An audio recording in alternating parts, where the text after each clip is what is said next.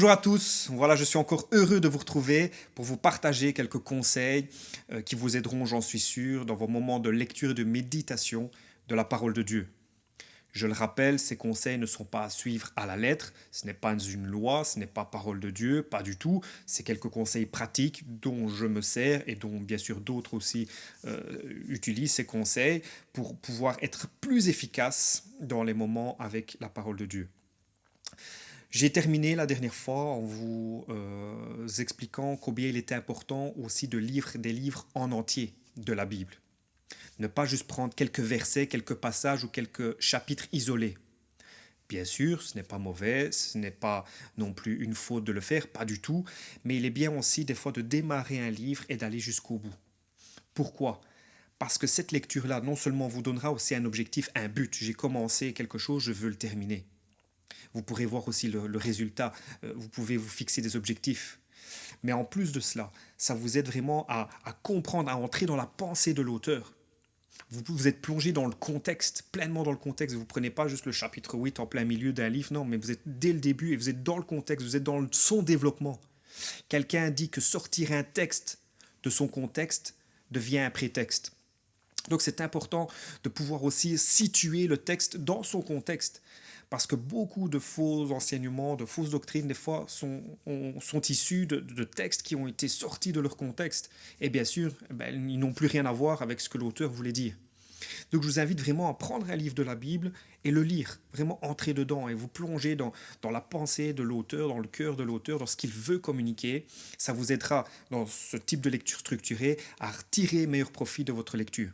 Vous suivrez comme ça le développement de l'auteur, vous suivrez son idée, et bien sûr, plusieurs choses vont sauter à vos yeux. Vous allez voir comment il utilisait un mot, tiens, il recite ce mot-là, il reprend cet enseignement-là, il continue comme ceci, comme cela, et vous avez vraiment quelque chose de solide, quoi. Vous avez une nourriture.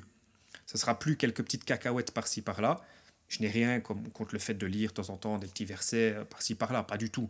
Mais il faut aussi qu'on se nourrisse d'une nourriture solide, et donc de prendre un enseignement et d'aller jusqu'au bout, quoi. Donc voilà, un conseil, lisez de manière structurée, prenez un livre de la Bible et lisez-le en entier, quoi. Et répétez bien sûr cela plusieurs fois et avec différents livres de la Bible. D'ailleurs, je voudrais peut-être aussi vous partager quelques thèmes généraux qui se retrouvent dans certains livres de la Bible. On ne va pas tous les parcourir, mais qui vous aideront justement aussi peut-être dans certains moments dans lesquels vous traversez. Quel livre je peux lire? Voici quelques conseils et en tout cas, qu'est-ce qui ressort dans certains livres de la Bible. Par exemple, dans le livre de la Genèse, vous allez voir tout ce qui est les origines du monde, mais aussi l'alliance de Dieu avec un homme, avec son peuple. Dans le livre de Josué, par exemple, c'est un livre qui parle de conquête. Le peuple d'Israël est à la conquête du pays promis. Le livre de Ruth parle du rachat, d'avoir été racheté. Et bien sûr, ça donne aussi une allusion à Jésus qui nous a rachetés aussi. Le livre de Samuel, les livres de Samuel, de rois, des chroniques, vous nous parlez de la monarchie d'Israël, les rois, avec leurs erreurs, avec ce que Dieu a dit, ce qu'ils n'ont pas fait, ce qu'ils ont obéi, ce qu'ils ont désobéi. Donc ça sera dans le livre de Samuel, rois et chroniques. Le livre de Job vous donnera un regard sur la souffrance. Les psaumes sont par exemple des louanges, des adorations, mais vous verrez aussi le psalmiste qui répand son cœur, peut-être des fois qui répand sa douleur, qui répand son incompréhension. Et voilà, il veut terminer toujours en louant, en adorant Dieu et en plaçant sa confiance en Dieu.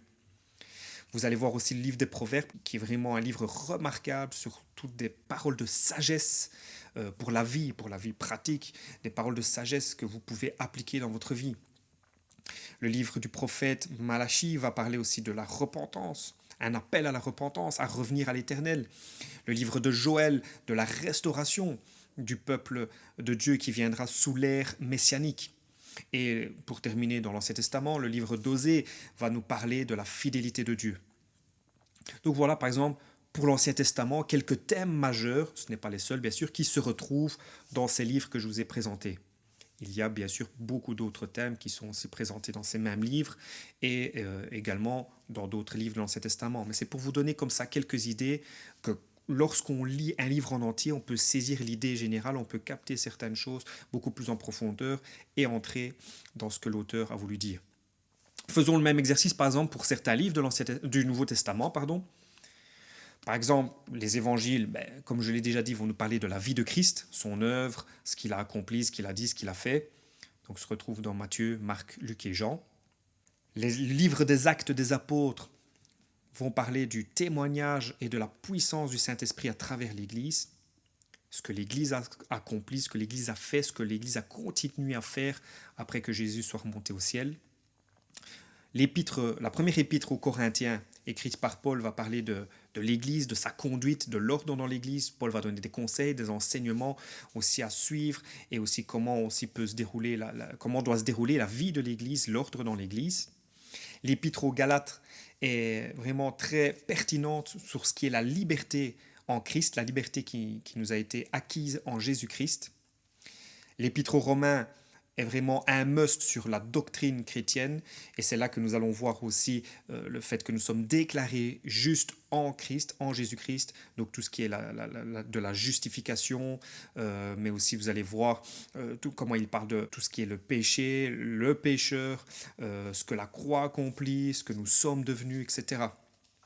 L'épître aux Éphésiens va nous parler de l'Église, mais en tant qu'individu et corps. Donc il va parler du croyant en tant qu'individu et ce qu'il est dans le corps, dans l'Église, dans le corps de Christ. La première épître de Jean nous parle de la communion dans l'amour pour Dieu et pour les autres. L'épître de Jacques va parler des œuvres de la foi, ce qui doit émaner de ma foi, quelles sont les conséquences de ma foi, de ma marche avec Dieu. La première épître de Pierre, c'est une épître qui est écrite pour vraiment aider les croyants qui traversent des épreuves. Et les épîtres aux Colossiens et l'épître aux Hébreux nous parlent de la perfection de Christ, ce qu'il est devenu, ce qu'il a accompli et ce qu'il est en nous. Donc voilà quelques petits exemples aussi pour les livres du Nouveau Testament. Encore une fois, bien sûr, il y a beaucoup plus à trouver encore dans ces livres. Il ne faut pas s'arrêter à juste les titres qui sont donnés. Et aussi les autres livres du Nouveau Testament peuvent aussi encore évoquer ces mêmes choses ou d'autres choses.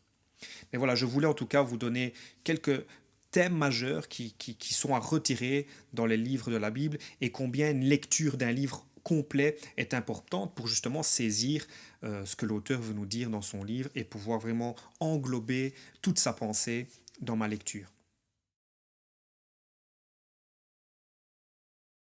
J'aimerais terminer en vous parlant de quelques outils que vous pouvez utiliser pour pouvoir étudier davantage la Bible et bien sûr chercher en profondeur, aller plus loin qu'une simple lecture. Il y a des outils que vous pouvez acheter, des manuels, des livres que vous pouvez acheter qui vous aideront. N'oubliez pas, le meilleur manuel, le meilleur outil, manuel entre guillemets plutôt, c'est une personne, c'est le Saint-Esprit. Rien ne remplace le Saint-Esprit, ni un outil, ni un manuel, ni un livre. Mais néanmoins, il y a certains outils qui peuvent quand même nous être utiles alors que nous étudions la Bible et que nous voulons aller de profondeur en profondeur. Premièrement, je l'ai déjà dit, essayez aussi d'étudier certains passages en utilisant différentes versions. Ça vous aidera à être le plus complet possible dans votre compréhension. Consultez différentes versions, comme je l'ai dit précédemment dans les capsules précédentes. Donc, consulter différentes versions vous aidera aussi à avoir une image complète de ce que l'auteur voulait dire. Deuxièmement, il y a des outils comme par exemple une concordance biblique. C'est quoi une concordance biblique? Une concordance biblique, en fait, va vous aider à faire une recherche par mot. Par exemple, vous voulez trouver tous des versets qui parlent de la foi, des versets qui parlent de l'amour, de la joie. Eh bien, en cherchant par ce mot, vous aurez tous les passages qui parlent de ce mot ou de ce concept. Ils peuvent se trouver bien sûr en version papier, les concordances, mais également sur Internet. Troisièmement, un dictionnaire biblique. Le dictionnaire va vous aider, par exemple, à faire une recherche sur un mot et comprendre la signification de ce mot. Que ce soit un nom biblique, par exemple, ou bien une ville.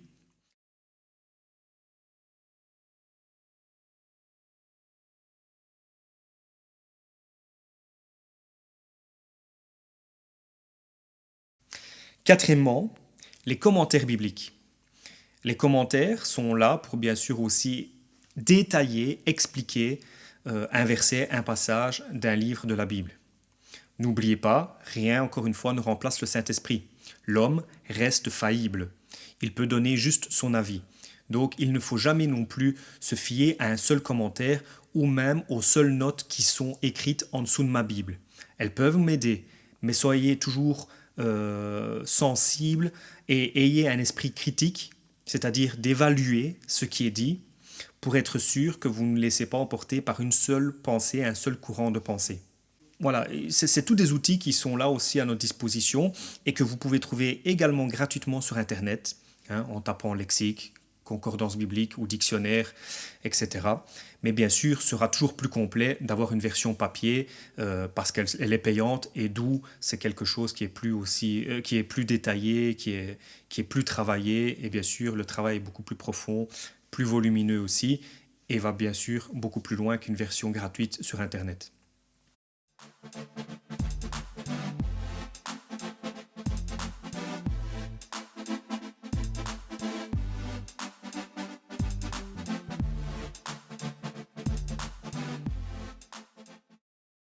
Voilà, tout est à notre portée de main, c'est beaucoup plus simple de nos jours qu'il y a quelques années. Donc on a tout ce qu'il nous faut, mais n'oubliez pas, et je le répète une dernière fois, rien ne remplacera la personne du Saint-Esprit dans vos moments avec Dieu. Mais ces outils sont quand même là et nous pouvons les utiliser. Voilà, j'espère que tout cela vous a aidé et vous aidera aussi dans vos moments avec Dieu. N'oubliez pas, ça fait peut-être beaucoup de choses, mais soyez disciplinés, soyez courageux et mettez-vous à l'œuvre avec tout votre cœur et vous allez voir que celui qui cherche trouve.